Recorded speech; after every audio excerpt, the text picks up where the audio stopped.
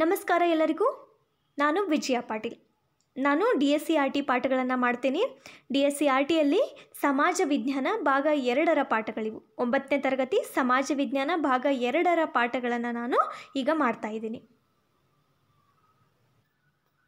ನೀವಿನ್ನು ನಮ್ಮ ideas ಫೋರಮ್ನ Telegram ಚಾನಲ್ಗೆ ಜಾಯ್ನ್ ಆಗದೇ ಇದ್ದರೆ ಡಿಸ್ಕ್ರಿಪ್ಷನಲ್ಲಿ ನೀಡಿರುವಂತಹ ಲಿಂಕ್ಗೆ ಹೋಗಿ ಜಾಯ್ನ್ ಆಗ್ಬೋದು. ಹೀಗೆ ಜಾಯ್ನ್ ಆಗೋದರ ಮುಖಾಂತರ ನೀವು ಪಡ್ಕೊಳ್ಬಹುದಾದಂತಹ ಉಪಯೋಗಗಳು ಯಾವ್ಯಾವಂದರೆ, ಇಲ್ಲಿ ಪ್ರತಿನಿತ್ಯ ಕ್ವಿಜ್ಗಳನ್ನು ನಡೆಸ್ತಾರೆ, ಪ್ರತಿ ವಿಡಿಯೋಗಳ PDF ಅಪ್ಲೋಡ್ ಮಾಡ್ತಾರೆ, ದಿನಪತ್ರಿಕೆಗಳು ಮತ್ತು ಇತ್ತೀಚಿನ ಮಾಹಿತಿಗಳು ಇಲ್ಲಿ ಅಪ್ಲೋಡ್ ಆಗ್ತವೆ. ಹಾಗೆ ನಿಮಗೇನಾದರೂ ಡೌಟ್ಸ್ಗಳಿದ್ದರೆ ಐಡಿಯಾಸ್ ಫೋರಮ್ನ ಅಧ್ಯಾಪಕರೊಂದಿಗೆ ಚರ್ಚೆ ನಡೆಸಿ ನಿಮ್ಮ ಪ್ರಶ್ನೆಗಳಿಗೆ ನೀವು ಉತ್ತರನ ಕಂಡ್ಕೋಬಹುದು. ಇವೆಲ್ಲ ಉಪಯೋಗಗಳನ್ನು ನೀವು ಈ ಐಡಿಯಾಸ್ ಫೋರಮ್ನ ಟೆಲಿಗ್ರಾಮ್ ಚಾನಲ್ನಲ್ಲಿ ಪಡ್ಕೋಬಹುದು. ಇನ್ನು ಈಗಾಗಲೇ ಐಡಿಯಾಸ್ ಫೋರಮ್ ತಂಡ ಲಾಂಚ್ ಮಾಡಿರುವಂತಹ ಕೋರ್ಸ್ಗಳ ವಿವರ ಇಲ್ಲಿದೆ. ಎಲ್ಲ NCERT ವಿಡಿಯೋಗಳು, geography, history, science, polity, economics ಎಲ್ಲ ಪಾಠಗಳನ್ನು ಕನ್ನಡ ಮಾಧ್ಯಮದಲ್ಲಿ ಪಾಠ ಮಾಡಿ ಅಪ್ಲೋಡ್ ಮಾಡ್ತಿದ್ದಾರೆ. ಹಾಗೆ ಎಲ್ಲ DSCRT ವಿಡಿಯೋಗಳು, ಸೋಷಿಯಲ್ ಸೈನ್ಸ್ನ ನಾನು ಮಾಡ್ತಿದ್ರೆ ಸೈನ್ಸ್ನ ಸಿಂಧು ಅವರು ಮಾಡ್ತಿದ್ದಾರೆ. ಹಾಗೆ ಎಲ್ಲ ತಮಿಳುನಾಡು ರಾಜ್ಯದ ಪಠ್ಯಪುಸ್ತಕದ ವಿಡಿಯೋಗಳು ಇನ್ ಆಲ್ ಸಬ್ಜೆಕ್ಟ್ಸ್ ಕನ್ನಡ ಮಾಧ್ಯಮದಲ್ಲಿ, ಹಾಗೆ GK ಟ್ರಿಕ್ಸ್ನ ವಿಡಿಯೋಗಳು, ಹಾಗೆ 1000ಕ್ಕೂ ಅಧಿಕ ಪ್ರಶ್ನೆ ಪತ್ರಿಕೆಗಳನ್ನು ಚರ್ಚೆ ನಡೆಸಿದಂತಹ ವಿಡಿಯೋಗಳು ಸಹ ನಿಮಗಿಲ್ಲಿ ದೊರೆಯುತ್ತೆ. ಇನ್ನು ಅನೇಕ ಕೋರ್ಸ್ಗಳನ್ನು ಲಾಂಚ್ ಮಾಡೋದಕ್ಕೆ ಐಡಿಯಾಸ್ ಫೋರಮ್ ತಂಡ ತಯಾರಿ ನಡೆಸಿದೆ. ಇಲ್ಲಿ ಇನ್ನೊಂದು ಆಪ್ಷನನ್ನು ತರ್ತಿದ್ದೀವಿ, ಅದು ಜಾಯಿನ್ ಆಪ್ಷನ್. ಈ ಜಾಯಿನ್ ಆಪ್ಷನ್ ಮೂಲಕ ನೀವು ನಮಗೆ ಸಹಾಯವನ್ನು ಮಾಡ್ಬೋದು. ಯಾಕಂದರೆ ಈಗಾಗಲೇ ನಾವು ಹಲವಾರು ಸ್ಕೀಮ್ಗಳಲ್ಲಿ NCERT, ಸ್ಟೇಟ್ ಬುಕ್ಸ್, 1000ಕ್ಕೂ ಹೆಚ್ಚಿನ ಪ್ರಶ್ನೆ ಪತ್ರಿಕೆಗಳನ್ನು ಚರ್ಚೆ ನಡೆಸೋದು, ಟೆಲಿಗ್ರಾಮ್ ಗ್ರೂಪ್ನಲ್ಲಿ ಪ್ರತಿನಿತ್ಯ ಪ್ರಶ್ನೆಗಳನ್ನು ಕೇಳೋದು, ಹೀಗೆ ಹಲವಾರು ಪ್ರಯತ್ನಗಳನ್ನು ಮಾಡ್ತಾ ಇದ್ದೀವಿ. ಇದಕ್ಕೆ ಟೆಕ್ನಾಲಜಿ ಅಳವಡಿಕೆಯೂ ಕೂಡ ಅಷ್ಟೇ ಇಂಪಾರ್ಟೆಂಟ್ ಆಗಿರುತ್ತೆ. ಅದಕ್ಕೆ ನಮಗೆ ಧನ ಸಹಾಯ ಬೇಕು. ಆದ್ದರಿಂದ ಇಲ್ಲಿ ಜಾಯಿನ್ ಆಪ್ಷನ್ ಮೂಲಕ ನೀವು ನಮಗೆ ಸಹಾಯವನ್ನು ಮಾಡಬಹುದು.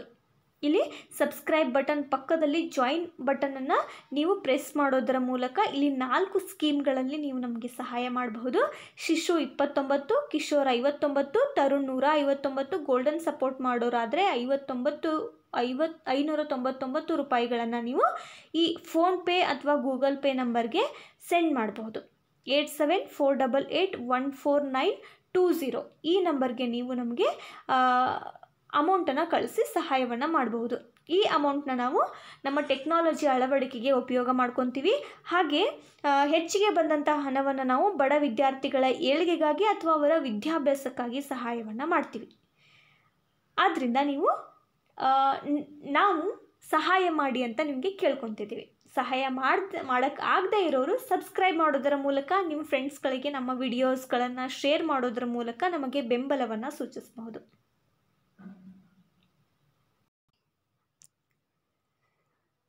ಇವತ್ತು ನಾನು ಮಾಡ್ತಾ ಇರುವಂತಹ ಪಾಠ ಅಧ್ಯಾಯ 7 ಮಧ್ಯಯುಗದ ಯುರೋಪ್. ಇದು 9ನೇ ತರಗತಿ ಸಮಾಜ ವಿಜ್ಞಾನ ಭಾಗ 2ರಿಂದ 3ನೇ ಪಾಠ. ಮೊದಲನೇ ಭಾಗದಲ್ಲಿ ನಾವು 5 ಪಾಠಗಳನ್ನು ಕಲ್ತಿದ್ವಿ. 2ನೇ ಭಾಗದಲ್ಲಿ ಇದು 3ನೇ ಪಾಠ, ಮಧ್ಯಯುಗದ ಯುರೋಪ್. ಈ ಪಾಠದಲ್ಲಿ ನಾವು ಏನೇನೆಲ್ಲ ಕಲಿತೀವಿ ಅಂದರೆ, ಮಧ್ಯಯುಗದ ಯುರೋಪಿನ ಸ್ಥಿತಿಗತಿಗಳನ್ನು ಕಲಿತೀವಿ.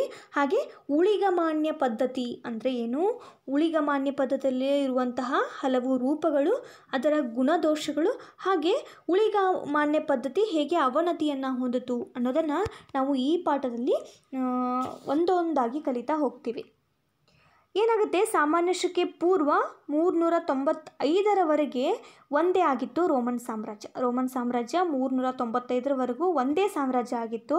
ನಂತರ ಏನಾಗುತ್ತೆ, 2 ಸಾಮ್ರಾಜ್ಯಗಳಾಗಿ ವಿಂಗಡಣೆ ಆಗುತ್ತೆ. ಹೇಗೆ ಸಾಮಾನ್ಯ ಶಕೆ ಪೂರ್ವ 395ರಿಂದ 476ರವರೆಗೆ ರೋಮುಲಸ್ ಅಗಸ್ಟುಲಸ್ ಅನ್ನುವಂಥ ರಾಜನ ಪದಚ್ಯುತಿವರೆಗೆ ಪಶ್ಚಿಮ ಸಾಮ್ರಾಜ್ಯ ಅಸ್ತಿತ್ವದಲ್ಲಿ ಇತ್ತು. ನಂತರ ಸಾಮಾನ್ಯ ಶಕೆ ಪೂರ್ವ 395ರಿಂದ 1453ರವರೆಗೆ ಪೂರ್ವ ರೋಮನ್ ಸಾಮ್ರಾಜ್ಯ ಅಸ್ತಿತ್ವಕ್ಕೆ ಬರುತ್ತೆ.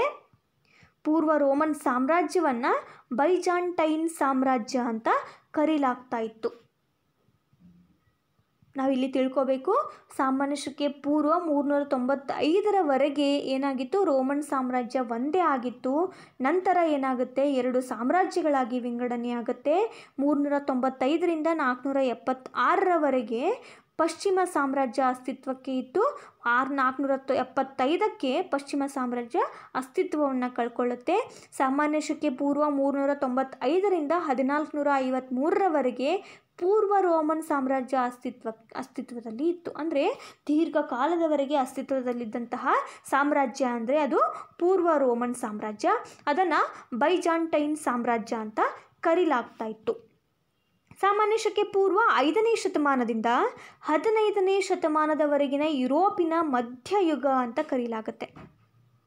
ಮಧ್ಯಯುಗ ಅಂದರೆ 5ನೇ ಶತಮಾನದಿಂದ 15ನೇ ಶತಮಾನದ ಯುರೋಪ್ ಸಾಮ್ರಾಜ್ಯ, ಅದನ್ನು ಯುರೋಪಿನ ಮಧ್ಯಯುಗ ಅಂತ ಕರೆಯಲಾಗುತ್ತೆ. ಪಶ್ಚಿಮ ರೋಮನ್ ಸಾಮ್ರಾಜ್ಯದ ಪತನದೊಂದಿಗೆ ಮಧ್ಯಯುಗದ ಪ್ರಾರಂಭವನ್ನು ಗುರುತಿಸಲಾಗುತ್ತೆ. ಅಂದರೆ 476ರಿಂದ ಮಧ್ಯಯುಗ ಪ್ರಾರಂಭ ಆಗುತ್ತೆ.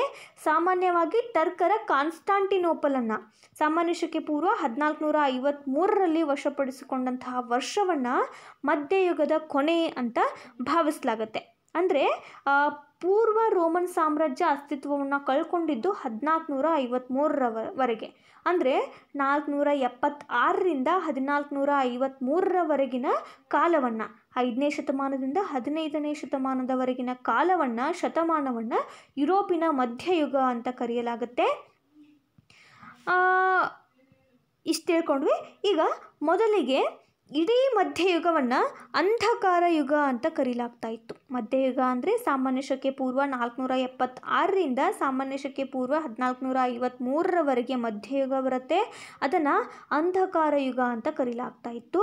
ಮಧ್ಯಯುಗವನ್ನು 3 ಭಾಗಗಳಾಗಿ ವಿಂಗಡಿಸಲಾಗುತ್ತೆ. ಆರಂಭಿಕ ಮಧ್ಯಕಾಲ, ಮಧ್ಯಕಾಲ, ಕೊನೆ ಮಧ್ಯಯುಗ. ಹೀಗೆ 3 ಕಾಲಘಟ್ಟಗಳಾಗಿ ವಿಭಜಿಸ್ತಾರೆ. ನಂತರ ಆರಂಭಿಕ ಕಾಲಘಟ್ಟವನ್ನು ಮಾತ್ರ ಈ ರೀತಿ ಗುರುತಿಸಲಾಗುತ್ತೆ. ಅಂದರೆ ಆರಂಭಿಕ ಮಧ್ಯಕಾಲವನ್ನು ಅಂಧಕಾರ ಯುಗ ಅಂತ ಗುರುತಿಸಲಾಗುತ್ತೆ. ಮೊದಲೇದು ಏನಾಗ್ತಾ ಇತ್ತು, ಮೊದಲು ಇಡೀ ಮಧ್ಯಯುಗವನ್ನು ಅಂಧಕಾರ ಯುಗ ಅಂತ ಕರಿತಾ ಇದ್ರು. ಈ ಮಧ್ಯಯುಗವನ್ನು 3 ವಿಭಾಗಗಳಾಗಿ ವಿಂಗಡಿಸಿದಾಗ ಆರಂಭಿಕ ಮಧ್ಯಕಾಲವನ್ನು ಮಾತ್ರ ಅಂಧಕಾರ ಯುಗ ಅಂತ ಗುರುತಿಸ್ತಾರೆ.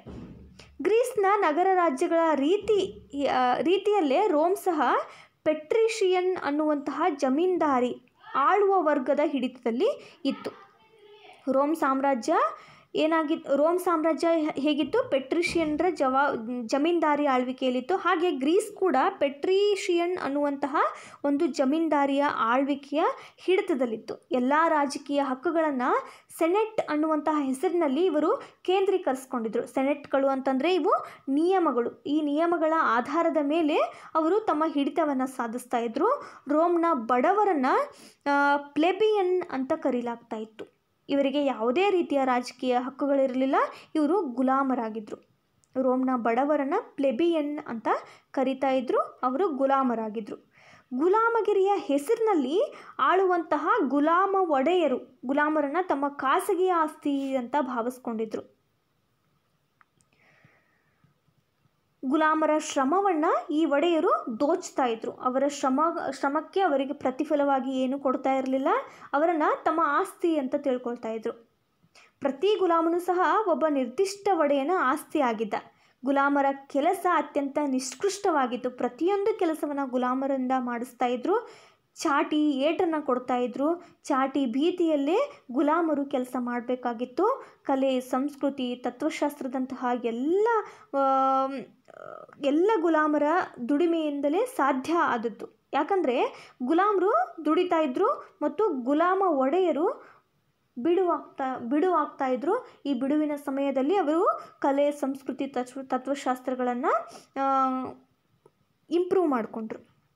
ರೋಮ್ನ ಸಾಮ್ರಾಜ್ಯದ ಪತನದ ನಂತರ ಏನಾಗುತ್ತೆ, ಯುರೋಪಿನಲ್ಲಿ ಮಧ್ಯಯುಗ ಆರಂಭ ಆಗುತ್ತೆ. ಗ್ರೀಸ್, ರೋಮ್ಗಳ ಸತ್ವಯುತ ಸಂಸ್ಕೃತಿಗಳ ಸಾಧನೆಯ ನಂತರ 1000 ವರ್ಷದ ಐರೋಪ್ಯ ಇತಿಹಾಸದಲ್ಲಿ ಸಾಂಸ್ಕೃತಿಕತೆಯ ಬರಡುತನ ಕಾಣಿಸ್ತಾ ಹೋಗುತ್ತೆ. ಅದನ್ನು ಅಂಧಕಾರ ಯುಗ, ಡಾರ್ಕ್ ಏಜಸ್ ಅಂತ ಕರೀತಾರೆ. ಇದು ಜಗತ್ತಿನ ಇತಿಹಾಸದಲ್ಲಿ ಮಹತ್ವದ ಸ್ಥಿತ್ಯಂತರ ಕಾಲ ಅಂತ ಕರೀತಾರೆ. ಅಂದರೆ ಮಧ್ಯಯುಗದ ಆರಂಭಿಕ ಕಾಲವನ್ನು ಅಂಧಕಾರ ಯುಗ ಅಂತ ಕರೀತಾರೆ. ಈ ಕಾಲದಲ್ಲಿ ಬರ್ಬರ ಜನಾಂಗಗಳ ಉದಯ ಆಗತ್ತೆ, ಉಳಿಗಮಾನ್ಯ ಪದ್ಧತಿ ಜನ್ಮವನ್ನು ತಾಳುತ್ತೆ. ಏನಿದು ಉಳಿಗಮಾನ್ಯ ಪದ್ಧತಿ ಅಂತಂದರೆ, ಉಳುಮೆಗೆ ಯೋಗ್ಯವಾದಂತಹ ಭೂಮಿಯಲ್ಲಿ ರೈತರನ್ನು ಜೀತ ಪದ್ಧತಿಗೆ ಒಳಪಡಿಸಿ ಹಲವಾರು ನಿಯಂತ್ರಣಗಳನ್ನು ಹೇರಿ ಅವರ ಶ್ರಮಕ್ಕೆ ಉತ್ಪಾದನೆಗೆ ಪ್ರತಿಫಲ ಸಿಗದಂತೆ ಇರುವಂತಹ ಪದ್ಧತಿಗೆ ಉಳಿಗಮಾನ್ಯ ಪದ್ಧತಿ ಅಂತ ಕರೀತಾ ಇದ್ರು. ರೋಮನ್ ಸಾಮ್ರಾಜ್ಯದ ಪತನ ಆದಮೇಲೆ ಏನಾಗುತ್ತೆ, ಯುರೋಪಿನ ಹಲವಾರು ದೇಶಗಳ ರಾಜಕೀಯ, ಆರ್ಥಿಕ ಮತ್ತು ಸಾಮಾಜಿಕ ವ್ಯವಸ್ಥೆಗಳು ತೊಂದರೆಗೆ ಈಡಾಗ್ತವೆ.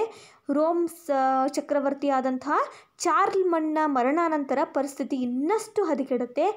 ಅರಾಜಕತೆ ಅಂದರೆ ಅಲ್ಲಿ ಯಾವುದೇ ರೀತಿಯ ಸ್ಟೆಬಿಲಿಟಿ ಇರಲ್ಲ. ಅವ್ಯವಸ್ಥೆ ಅನ್ನುವಂಥದ್ದು ತಾಂಡವ ಆಡ್ತಾ ಇರುತ್ತೆ. ಪ್ರಾಣ ಆಸ್ತಿಪಾಸ್ತಿಗಳಿಗೆ ರಕ್ಷಣೆ ಇಲ್ಲದಾಗಿರುತ್ತೆ. ಇಂತಹ ಸಂದಿಗ್ಧ ಪರಿಸ್ಥಿತಿಯಲ್ಲಿ ಹೊಸ ರಾಜಕೀಯ ಆರ್ಥಿಕ ವ್ಯವಸ್ಥೆ ಪಶ್ಚಿಮ ಯುರೋಪಿನಲ್ಲಿ ಉದಯ ಆಗುತ್ತೆ. ಹೀಗೆ ಉಳುಮೆಗೆ ಯೋಗ್ಯವಾದಂತಹ ಭೂಮಿಯಲ್ಲಿ ರೈತರನ್ನು ಜೀತ ಪದ್ಧತಿಗೆ ಒಳಪಡಿಸಲಾಗುತ್ತೆ.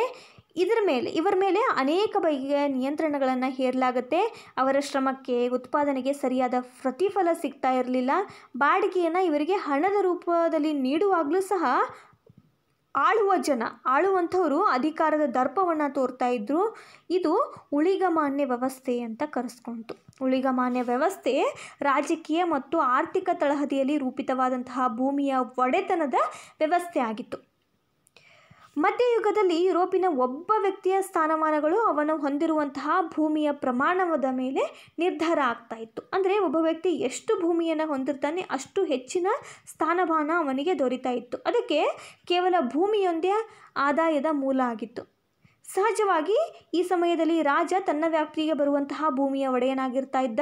ರಾಜನು ನೊಬಲರಿಗೆ ಭೂಮಿಯನ್ನು ಹಂಚ್ತಾ ಇದ್ದ. ಅಂದರೆ ರಾಜನ ಕೈ ಕೆಳಗೆ ಇರುವಂತಹ ವ್ಯಕ್ತಿಗಳಿಗೆ ನೊಬಲರು, ಅಂದರೆ ಆ ನೊಬಲರಿಗೆ ಭೂಮಿಯನ್ನು ಹಂಚ್ತಾ ಇದ್ರು. ನೊಬಲರು ಕೆಳ ಹಂತದ ವ್ಯಕ್ತಿಗಳಿಗೆ ಜಮೀನನ್ನು ಹಂಚ್ತಾ ಇದ್ರು. ಹೀಗೆ ಸ್ಥಾನಮಾನಗಳ ಆಧಾರದ ಮೇಲೆ ಭೂಮಿ ಹಂಚಿಕೆ ಆಗ್ತಾ ಇತ್ತು. ಒಟ್ಟಾರೆ ಹೇಳೋದಾದರೆ ಉಳಿಗಮಾನ್ಯ ಪದ್ಧತಿ ಅನ್ನುವಂಥದ್ದು ನಿರ್ದಿಷ್ಟ ಸೇವೆಗಳನ್ನು ಹೊಂದೋದರ ಸಲುವಾಗಿ ಹುಟ್ಟಿಕೊಂಡಂತಹ ವ್ಯವಸ್ಥೆ ಆಗಿತ್ತು. ಇಲ್ಲಿ ರಾಜ ನೊಬಲರಿಗೆ ಭೂಮಿಯನ್ನು ಹಂಚಿಕೆ ಮಾಡಿದ್ರೆ, ನೊಬಲ ಕೆಳ ಹಂತದ ಜನರಿಗೆ, ಹಿಡುವಳಿದಾರರಿಗೆ ಏನು ಮಾಡ್ತಾ ಇದ್ದ, ಭೂಮಿಯನ್ನು ಹಂಚ್ತಾ ಇದ್ದ. ಈ ನೊಬಲರನ್ನು ಧನಿ ಅಂತ ಕರೀಲಾಗ್ತಾ ಇತ್ತು. ನೋಬೆಲ್, ಧನಿ ಅಂತ ಕರೀಲಾಗ್ತಾ ಇತ್ತು. ಭೂಮಿಯನ್ನು ಹಿಡುವಳಿಯಾಗಿ ಪಡೆದಂತಹ ಅಶಕ್ತ ವ್ಯಕ್ತಿಯನ್ನು ಹಿಡುವಳಿದಾರ ಅಂತ ಕರೀಲಾಗ್ತಾ ಇತ್ತು. ವ್ಯಾಸಲ್ ಅಂತ ಕರೀತಾ ಇದ್ರು. ಬಲಿಷ್ಠನಾದಂತಹ ಧನಿ ಅಶಕ್ತನನ್ನು ರಕ್ಷಿಸುವ ಹೊಣೆಯನ್ನು ಹೊಂದಿದ್ರ ಜೊತೆಗೆ ಹಿಡುವಳಿದಾರರಿಂದ ನಿರ್ದಿಷ್ಟವಾದ ಸೇವೆಗಳನ್ನು ಸಹ ಪಡ್ಕೊಳ್ತಾ ಇದ್ದ. ಪ್ರಮುಖವಾಗಿ ಉಳಿಗಮಾನ್ಯ ವ್ಯವಸ್ಥೆ ಅನ್ನುವಂಥದ್ದು ಪರಸ್ಪರ ಕೊಟ್ಟು ತೆಗೆದುಕೊಳ್ಳುವಂತಹ ವ್ಯವಸ್ಥೆ ಆಗಿತ್ತು. ಮಧ್ಯಯುಗದಲ್ಲಿ ಯುರೋಪಿನ ಎಲ್ಲ ವರ್ಗಗಳಲ್ಲಿ, ಸಂಘ ಸಂಸ್ಥೆಗಳಲ್ಲಿ ಈ ವ್ಯವಸ್ಥೆ ಅನ್ನುವಂಥದ್ದು ಪಾದಾರ್ಪಣೆಯನ್ನು ಮಾಡುತ್ತೆ. ಆದರೆ ವಿಪರ್ಯಾಸ ಏನು ಅಂತಂದರೆ, ಈ ವ್ಯವಸ್ಥೆಯ ಸ್ವರೂಪ, ಪ್ರಕಾರಗಳು ಪ್ರತಿ ಸ್ಥಳದಲ್ಲಿ ಒಂದೇ ರೀತಿಯಾಗಿ ಕಂಡು ಬರ್ತಾ ಇರಲಿಲ್ಲ. ಒಂದಷ್ಟು ಸ್ಥಳಗಳಲ್ಲಿ ಹಿಡುವಳಿದಾರರು ಕಷ್ಟಗಳನ್ನು ಅನುಭವಿಸ್ತಾ ಇದ್ದರೆ, ಒಂದಷ್ಟು ಸ್ಥಳಗಳಲ್ಲಿ ಹಿಡುವಳಿದಾರರು ಸ್ವಲ್ಪ ಕಡಿಮೆ ಪ್ರಮಾಣದ ಕಷ್ಟಗಳನ್ನು ಅನುಭವಿಸ್ತಾ ಇದ್ದರು. ಈ ಯುರೋಪಿನ ಉಳಿಗಮಾನ್ಯ ವ್ಯವಸ್ಥೆಯ ಆರಂಭಿಕ ಶತಮಾನಗಳಲ್ಲಿ ಏನಾಗುತ್ತೆ, ಭೂ ಮಂಜೂರಾತಿ, ಜೀವನ ಪೂರ್ತಿ ಅನುಭವಿಸಬಹುದಾದಂತಹ ಪೂರ್ಣ ಹಕ್ಕುಗಳುಳ್ಳಂತಹ ಉಂಬಳಿ ಅಂತ ಆಗ್ತಾ ಇತ್ತು. ಆದರೆ 8ನೇ ಶತಮಾನದ ಉತ್ತರಾರ್ಧದ ಹೊತ್ತಿಗೆ ಏನಾಗುತ್ತೆ, ರಾಜರು ಭೂಮಿಯ ಮಾಲೀಕತ್ವದ ಹಕ್ಕುಗಳನ್ನು ತಮ್ಮಲ್ಲೇ ಉಳಿಸ್ಕೊಳ್ತಾರೆ. ಅದನ್ನು ಬಳಸುವ ಹಕ್ಕನ್ನು ಸಾಮಂತ ಅಥವಾ ಉಳಿಗದವರಿಗೆ ನೀಡುವಂತಹ ಪದ್ಧತಿ ಬರುತ್ತೆ. ಇದೇ ರೀತಿ ಚರ್ಚಿನ ಭೂಮಿಗಳನ್ನು ಸಹ ಉಳಿಗರಿಗೆ ನೀಡಲಾಗುತ್ತೆ. ಇದೇ ಮಾದರಿಯನ್ನು ಸಣ್ಣ ರಾಜರುಗಳು ಕೂಡ ಅನುಸರಿಸೋದಕ್ಕೆ ಶುರು ಮಾಡ್ತಾರೆ. ಈ ಉಳಿಗಮಾನ್ಯ ಪದ್ಧತಿಯ ಆರಂಭದಲ್ಲಿ ಅಷ್ಟೊಂದು ಕಠಿಣಕರ ಆಗಿರಲಿಲ್ಲ. ಅಂದರೆ ಉಂಬಳಿಗಳನ್ನು ಎಲ್ಲರಿಗೂ ನೀಡ್ತಾ ಇದ್ರು. ಬಟ್ ಕ್ರಮೇಣ ಏನಾಗುತ್ತೆ, 8ನೇ ಶತಮಾನದ ಅಂತ್ಯದ ವೇಳೆಗೆ ರಾಜರುಗಳು ಅಧಿಕಾರದ ದರ್ಪದಿಂದ ಮೆರೀತಾರೆ. ತಮ್ಮ ಹಕ್ಕುಗಳನ್ನು, ಈ ಭೂಮಿಯ ಮೇಲಿನ ಹಕ್ಕುಗಳನ್ನು ತಮ್ಮಲ್ಲೇ ಉಳಿಸ್ಕೊಳ್ತಾರೆ. ಸಣ್ಣ ಸಣ್ಣ ರಾಜರು ಕೂಡ ಇದನ್ನೇ ಅನುಸರಿಸ್ಕೊಳ್ತಾ ಹೋಗ್ತಾರೆ. 9ನೇ ಶತಮಾನದ ನಂತರ ಏನಾಗ್ತವೆ, ಉಂಬಳಿಗಳು ಅನ್ನುವಂಥದ್ದು. ಅಂದರೆ ಉಂಬಳಿ ಅಂತಂದರೆ ಒಂದು ಜಾಗವನ್ನು, ಒಂದು ಹೊಲವನ್ನು ಅವರೇ ಅದರ ಹಕ್ಕನ್ನು ಪಡ್ಕೊಂಡಿರೋದು. ಇಷ್ಟು ಉಂಬಳಿ ಇವರಿಗೆ ಅಂತ. ಈ ಉಂಬಳಿಗಳು ನಂತರ ವಂಶ ಪಾರಂಪರ್ಯ ಆಗುತ್ತೆ. ಚರ್ಚ್ನ ಭೂಮಿಯೂ ಕೂಡ ಊಳಿಗಮಾನ್ಯ ಪದ್ಧತಿಗೆ ಈಡಾಗುತ್ತೆ. ಈ ಉಂಬಳಿ ಅಂದರೆ ಏನಾಗುತ್ತೆ, ಇಷ್ಟು ಭೂಮಿಗೆ ಇಷ್ಟು ದೇಣಿಗೆ ಅಂತ ಕೊಡಲಾಗ್ತಾ ಇತ್ತು, ಅದನ್ನು ಉಂಬಳಿ ಅಂತ ಕರೀತಾರೆ. ಈ ಉಂಬಳಿ ಅನ್ನುವಂಥದ್ದು ನಂತರ ಏನಾಗುತ್ತೆ, ವಂಶ ಪಾರಂಪರ್ಯ ಆಗುತ್ತೆ. ಈ ದೇಣಿಗೆ ಆಧಾರದ ಮೇಲೆ, ಈ ಉಂಬಳಿ ಪಡ್ಕೊಳ್ಳೋ ಆಧಾರದ ಮೇಲೆ ಸಾಮಂತರ ಹಕ್ಕುಗಳು ಕ್ರಮೇಣ ಹೆಚ್ಚುತ್ತಾ ಹೋಗುತ್ತೆ. ಅವು ಅನುವಂಶಿ ಆದವು, ಅಂದರೆ ವಂಶ ಪಾರಂಪರ್ಯ ಆದವು. ಇಲ್ಲಿ ಒಬ್ಬ ಉಂಬಳಿ ಅನ್ನುವಂಥದ್ದು ಹಿಡುವಳಿದಾರ ಹೊಂದಿದ್ದಂತಹ ಭೂಮಿ. ಇದರಲ್ಲಿ 2 ಪ್ರಕಾರ ಬರುತ್ತೆ, ಪದಗ್ರಹಣ ಮತ್ತು ಗೌರವಾರ್ಪಣೆ ಅನ್ನುವಂತಹ 2 ಪ್ರಕಾರಗಳು ಬರ್ತವೆ. ಮೊದಲನೇದು ಪದಗ್ರಹಣ. ಈ ವಿಧಿಯಲ್ಲಿ ಏನಾಗುತ್ತೆ, ಧನಿ ಅಥವಾ ಈ ನೊಬಲ್ ಅಂತ ಕರಿತೀವಿ, ಈ ಧನಿ ಹಿಡುವಳಿದಾರರಿಗೆ ಭೂಮಿಯನ್ನು ಒಪ್ಪಿಸುವಾಗ ನ್ಯಾಯ ಮತ್ತು ರಕ್ಷಣೆಯ ಭರವಸೆಯನ್ನು ಕೊಡ್ತಾ ಇದ್ದ. ಇದಕ್ಕೆ ಪದಗ್ರಹಣ ಅಂತ ಕರೀಲಾಗ್ತಾ ಇತ್ತು. ಏನು, ನೊಬೆಲ್ ಧನಿ ಅನ್ನೋವಂಥವನು ತನ್ನ ಕೈ ಕೆಳಗೆ ಇರುವಂತಹ ಹಿಡುವಳಿದಾರರಿಗೆ ಭೂಮಿಯನ್ನು ಕೊಡುವಾಗ ನಿಮ್ಮನ್ನು ರಕ್ಷಿಸ್ತೀನಿ, ನಿಮಗೆ ನ್ಯಾಯದಾನವನ್ನು ಮಾಡ್ತೀನಿ ಅನ್ನುವಂತಹ ಭರವಸೆಯನ್ನು ಕೊಡ್ತಿದ್ದ. ಅದಕ್ಕೆ ಪದಗ್ರಹಣ ಅಂತ ಕರಿತಾ ಇದ್ರು. 2ನೇ ವಿಧಿ ಅಂದರೆ ಗೌರವಾರ್ಪಣೆ, ಹೋಮೇಜ್. ಇದರಲ್ಲಿ ಹಿಡುವಳಿದಾರ ಸ್ವಾಮಿ ನಿಷ್ಠೆಯ ಮತ್ತು ಸ್ವಾಮಿ ಸೇವೆಯ ಪ್ರಮಾಣವನ್ನು ಮಾಡ್ತಾ ಇದ್ದ. ಅಂದರೆ ಧನಿಗೆ ನಾನು ಪ್ರಾಮಾಣಿಕವಾಗಿರ್ತೀನಿ ಅನ್ನುವಂತಹ ಭಾಷೆಯನ್ನು ಕೊಡ್ತಾ ಇದ್ದ. ಇದಕ್ಕೆ ಗೌರವಾರ್ಪಣೆ ಅಂತ ಕರೀಲಾಗ್ತಾ ಇದ್ರು. ಈ ಉಂಬಳಿ ಅಂತಂದರೆ ಹೊಲವನ್ನು ಅವರು ಡಿವೈಡ್ ಮಾಡ್ತಾ ಇದ್ರು. ಯಾರಿಗೆ, ಹಿಡುವಳಿದಾರರಿಗೆ. ಈ ಹಿಡುವಳಿದಾರರಿಗೆ ಕೊಡುವಂತಹ ಭಾಷೆಯನ್ನು ಪದಗ್ರಹಣ ಅಂತ ಕರೀತಿದ್ರೆ, ಈ ಹಿಡುವಳಿದಾರರಿಂದ ತೆಗೆದುಕೊಳ್ಳುವಂತಹ ಭಾಷೆಯನ್ನು ಗೌರವಾರ್ಪಣೆ ಅಂತ ಕರೀಲಾಗ್ತಾ ಇತ್ತು. ಇನ್ನು ಈ ಧನಿ ಅನ್ನುವಂಥವರಲ್ಲಿ ಹಲವಾರು ಪ್ರಕಾರಗಳು ಇದ್ವು. ಅವುಗಳು ಯಾವ್ಯಾವಂದರೆ ಡ್ಯೂಕ್, ಆರ್ಲ್, ಬ್ಯಾರನ್ಸ್ ಮತ್ತು ನೈಟ್ಸ್ ಅನ್ನುವಂತಹ ಧನಿಗಳಿದ್ರು. ಹಿಡುವಳಿದಾರರು ಉಳಿಗದವರ ಸಹಾಯದಿಂದ ಏನು ಮಾಡ್ತಾಯಿದ್ರು, ಕೃಷಿಯನ್ನು ನಡೆಸ್ತಾ ಇದ್ರು. ಈ ಹಿಡುವಳಿದಾರರು ಏನು ಮಾಡ್ತಾಯಿದ್ರು, ಉಳಿಗದವರಿಗೆ ಭೂಮಿಯನ್ನು ಹಂಚಿಕೆ ಮಾಡ್ತಾಯಿದ್ರು. ಉಳಿಗದವರು ಕೃಷಿಯನ್ನು ಮಾಡ್ತಾಯಿದ್ರು. ಬಂದಂತಹ ಆದಾಯದಲ್ಲಿ ಸ್ವಲ್ಪ ಪ್ರಮಾಣದ ಆದಾಯ ಈ ಉಳಿಗದವರಿಗೆ ಸಿಗ್ತಾ ಇತ್ತು. ಇದು ಉಳಿಗಮಾನ್ಯ ಪದ್ಧತಿಯ ಸ್ವರೂಪ ಮತ್ತು ಅದರ ಪ್ರಕಾರಗಳು. ಇನ್ನು ಉಳಿಗಮಾನ್ಯ ಪದ್ಧತಿಯಲ್ಲಿ ಇದ್ದಂತಹ ಪದ್ಧತಿಯಿಂದ ಆದಂತಹ ಪರಿಣಾಮಗಳು ಏನೇನು ಅಂತಂದರೆ, ಸ್ವತಂತ್ರ ಆಗಿದ್ದಂತಹ ರೈತರಿಗೆ ಉಳೋದಕ್ಕೆ ಸ್ವಲ್ಪ ಭೂಮಿ ಇತ್ತು. ಅದರಲ್ಲಿ ಅವರು ಕೃಷಿಯನ್ನು ಮಾಡ್ತಾಯಿದ್ರು ಮತ್ತು ಬಾಡಿಗೆಯನ್ನು ಕೊಡ್ತಾಯಿದ್ರು. ವಸ್ತು ರೂಪದಲ್ಲಿ ಅವರು ಬಾಡಿಗೆಯನ್ನು ಕೊಡ್ತಾಯಿದ್ರು. ಈ ರೈತರನ್ನು ಬಿಟ್ಟು ಉಳಿದವರು ತಮ್ಮ ಜೀವನವನ್ನು ನಡೆಸೋದಕ್ಕೆ ಸಣ್ಣ ಪ್ರಮಾಣದ ಭೂಮಿಯಲ್ಲಿ ಕೆಲಸವನ್ನು ಮಾಡಬೇಕಾಯಿತು. ಜಮೀನ್ದಾರರ ಭೂಮಿಯಲ್ಲಿ ಅವರು ಬಿಟ್ಟಿ ಚಾಕರಿಯನ್ನು ಮಾಡಬೇಕಾಗ್ತದೆ ತಮ್ಮ ಆದಾಯಕ್ಕೋಸ್ಕರ. ಮತ್ತು ಪ್ರಭುತ್ವದ ಭಾಗ ಅಂತ ಕರೆಸ್ಕೊಳ್ಳುವಂತಹ ಶಸ್ತ್ರಸಜ್ಜಿತ ಜನರು ಕೂಡ ಈ ಆಳುವ ವರ್ಗದವರಿಂದಲೇ ಬರ್ತಾಯಿದ್ರು. ಆದ್ದರಿಂದ ರಾಜಕೀಯ ಮತ್ತು ಆರ್ಥಿಕ ಶಕ್ತಿ ಒಂದೇ ವರ್ಗದ ಜನರ ಕೈಯಲ್ಲಿ ಇತ್ತು. ಹಳ್ಳಿಗಳಲ್ಲಿ ಬಹುತೇಕ ಲಾರ್ಡ್ಸ್ ನ್ಯಾಯ ಅನ್ನುವಂಥದ್ದು ಮನೋರಿಯಲ್ ಅನ್ನುವಂತಹ ಕೋರ್ಟ್ಗಳಲ್ಲಿ ಇರ್ತಾಯಿತ್ತು. ಇದು ಊಳಿಗಮಾನ್ಯ ವ್ಯವಸ್ಥೆಯ ಪರಿಣಾಮ. 14ನೇ ಶತಮಾನದ ವೇಳೆಗೆ ಹೆಚ್ಚೆಚ್ಚು ಬಡ ರೈತರು ಕೃಷಿಯಿಂದ ಹೊರಗೆ ನೂಕಲ್ಪಡ್ತಾರೆ. ಈ ಊಳಿಗಮಾನ್ಯ ಪದ್ಧತಿಯ ಕೊಡುಗೆ ಅಂತಂದರೆ ನಿಯಮಾವಳಿಗಳ ರಚನೆ. ಈ ನಿಯಮಾವಳಿಗಳ ಮೂಲಕ ನೊಬಲರು ತರಬೇತಿಯನ್ನು ಪಡಿತಾರೆ. ಇದರಿಂದಾಗಿ ನೊಬಲರು ಮಹಿಳೆಯರ, ಅಶಕ್ತರ ಮತ್ತು ಕ್ರೈಸ್ತ ಮತದ ರಕ್ಷಕರಾಗ್ತಾರೆ. ಊಳಿಗಮಾನ್ಯ ವ್ಯವಸ್ಥೆ ಅನ್ನುವಂಥದ್ದು ಹೊಸ ನಗರಗಳ ವ್ಯವಸ್ಥೆಯನ್ನು ಕ್ರಮೇಣ ಸೃಷ್ಟಿಸುತ್ತೆ.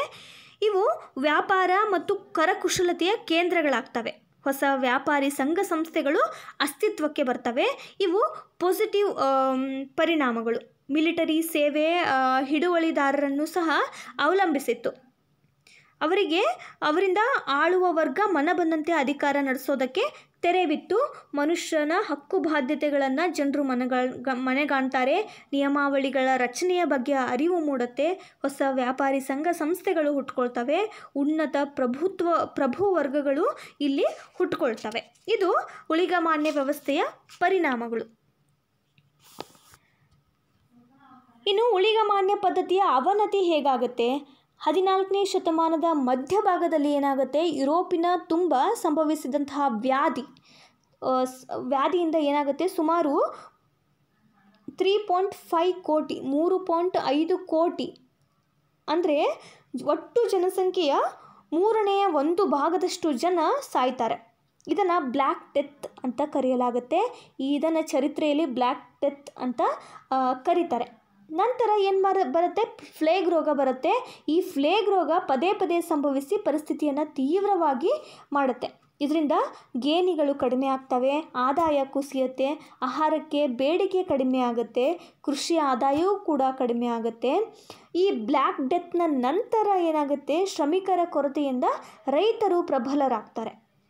ಸಾಮಾಜಿಕ ಸ್ಫೋಟಕ ಸ್ಥಿತಿ ಇಲ್ಲಿ ಪ್ರಾರಂಭ ಆಗುತ್ತೆ, ದಂಗೆಗಳು ಆಗ್ತವೆ. ಇದಕ್ಕೆ ಪ್ರತಿಯಾಗಿ ಏನಾಗುತ್ತೆ, ಜಮೀನ್ದಾರರು ಸಾಂಪ್ರದಾಯಿಕ ಕರ್ತವ್ಯಗಳನ್ನು ಇನ್ನಷ್ಟು ಕಠಿಣಗೊಳಿಸೋದ್ರಿಂದ ರೈತರು ದಂಗೆಗೇಳ್ತಾರೆ. ಇದರ ಪರಿಣಾಮ ಉಳಿಗಮಾನ್ಯ ವ್ಯವಸ್ಥೆ ನಾಶ ಆಗುತ್ತೆ. ಬಂಡವಾಳಶಾಹಿ ವ್ಯವಸ್ಥೆಯ ಬೆಳವಣಿಗೆಗೆ ಇದು ಒಂದು ಕಾರಣ ಆಗುತ್ತೆ.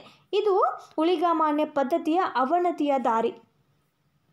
ಈ ಪಾಠದಿಂದ ನಾವು ಏನೇನೆಲ್ಲ ಕಲಿತ್ವಿ, ಮಧ್ಯಯುಗದ ಯುರೋಪನ್ನು ಅಂಧಕಾರ ಯುಗ ಅಂತ ಕರೀತಾರೆ ಮೊದಲಿಗೆ.